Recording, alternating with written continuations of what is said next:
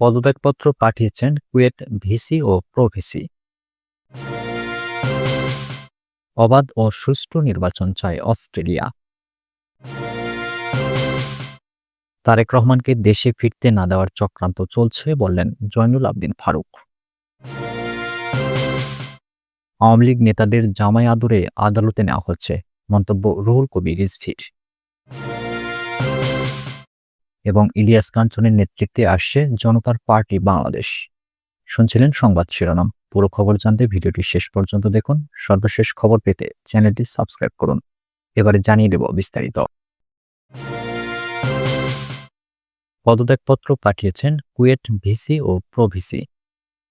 শিক্ষার্থীদের আন্দোলনের মুখে খুলনা প্রকৌশল ও প্রযুক্তি বিশ্ববিদ্যালয়ের উপাচার্য অধ্যাপক ডক্টর মোহাম্মদ মাসুদ ও উপাচার্য অধ্যাপক doctor S K Shariful Alam পদত্যাগ করেছেন। বুধবার রাতে তারা শিক্ষা মন্ত্রণালয়ে পদত্যাগপত্র পাঠিয়েছে বলে মন্ত্রণালয়ের একজন কর্মকর্তা নিশ্চিত করেছেন। শিক্ষা মন্ত্রণালয় জানায়, সরকার সব ধরনের পদক্ষেপ নেওয়ার পরও যখন বিষয়টি সুরাহা হচ্ছিল না, তখন দুজনকে পদত্যাগের জন্য মন্ত্রণালয়ের পক্ষ থেকে অনুরোধ করা হয়। এরপর তারা পদত্যাগপত্র পাঠিয়েছেন। নিয়ম অনুযায়ী তাদের পদত্যাগপত্র বিশ্ববিদ্যালয়ের চ্যান্সেলর রাষ্ট্রপতির কাছে পাঠানো হবে। তিনি অনুমোদন করলে পদত্যাগ কার্যকর হবে। এর আগে বুধবার দিবাগত রাতে মন্ত্রণালয় জানায়, খুলনা প্রকৌশল ও প্রযুক্তি বিশ্ববিদ্যালয়ের সাম্প্রতিক ঘটনাবলীর পরিপ্রেক্ষিতে উদ্ভূত সংকট নিরসন এবং শিক্ষা কার্যক্রম দ্রুত শুরু করার লক্ষ্যে বিশ্ববিদ্যালয়ের উপাচার্য এবং উপাচার্যকে দায়িত্ব থেকে অব্যাহতি প্রদানের প্রক্রিয়া শুরু করা হয়েছে। অনতিবিলম্বে একটি সার্চ কমিটি গঠনের মাধ্যমে এ দুটি পদে নতুন নিয়োগ প্রদান করা হবে। অন্তর্বর্তীকালে বিশ্ববিদ্যালয়ের নিয়মিত কার্যক্রম চালু রাখার স্বার্থে জ্যেষ্ঠ অধ্যাপকগণের মধ্য থেকে একজনকে সাময়িকভাবে উপাচার্যের দায়িত্ব অর্পণ করা হবে। শিক্ষা মন্ত্রণালয়ের পক্ষ থেকে তথ্য জানানো হয়েছে। অবাধ সুষ্ঠু নির্বাচন চায় অস্ট্রেলিয়া। অবাধ ও সুষ্ঠু ত্রয়োদশ জাতীয় সংসদ নির্বাচন চায় অস্ট্রেলিয়া।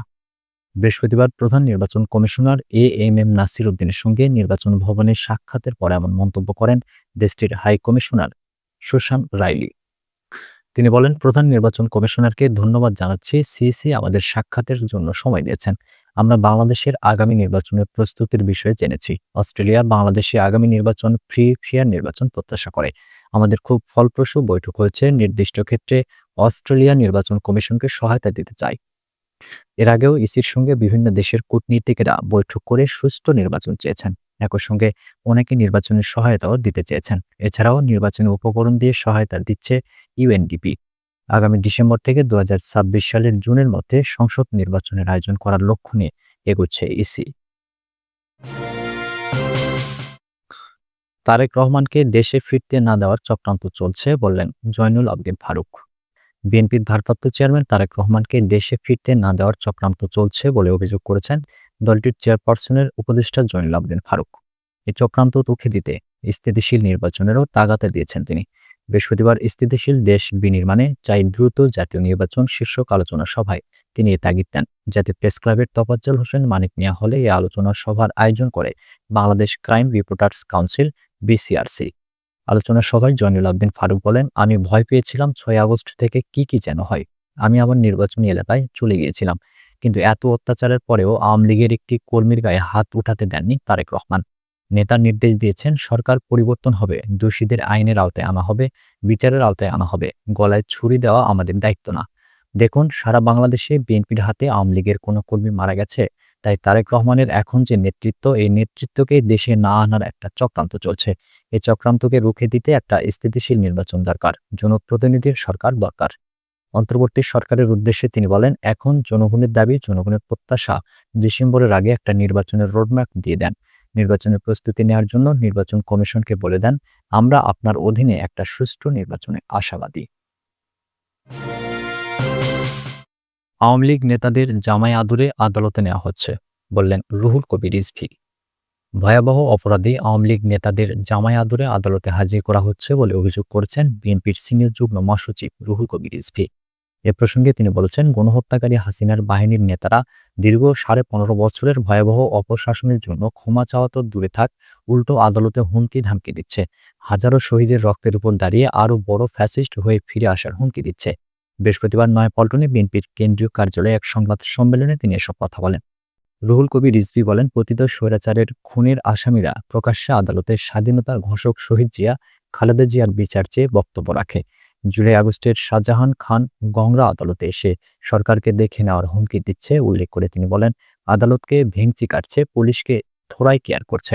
হাসিনার দোসররা আসামি হয়েও আদালতে যে ঔদ্ধত্যপূর্ণ আচরণ করছে তা মূলত অন্তর্বর্তী সরকারকে অকার্যকর প্রমাণের এক গভীর চক্রান্ত। রুহুল কবির রিজভী বলেন, শেখ হাসিনার একটি ভরসা হচ্ছে পাচার করা টাকা। সে টাকার জোরে দেশে নানা ঘটনা ঘটিয়ে ঘোলা পানিতে মাছ শিকার করতে চাচ্ছে। একটি প্রবাদ আছে, টাকায় কথা কয়। শেখ হাসিনা এই প্রবাদটি কাজে লাগাতে চাচ্ছেন।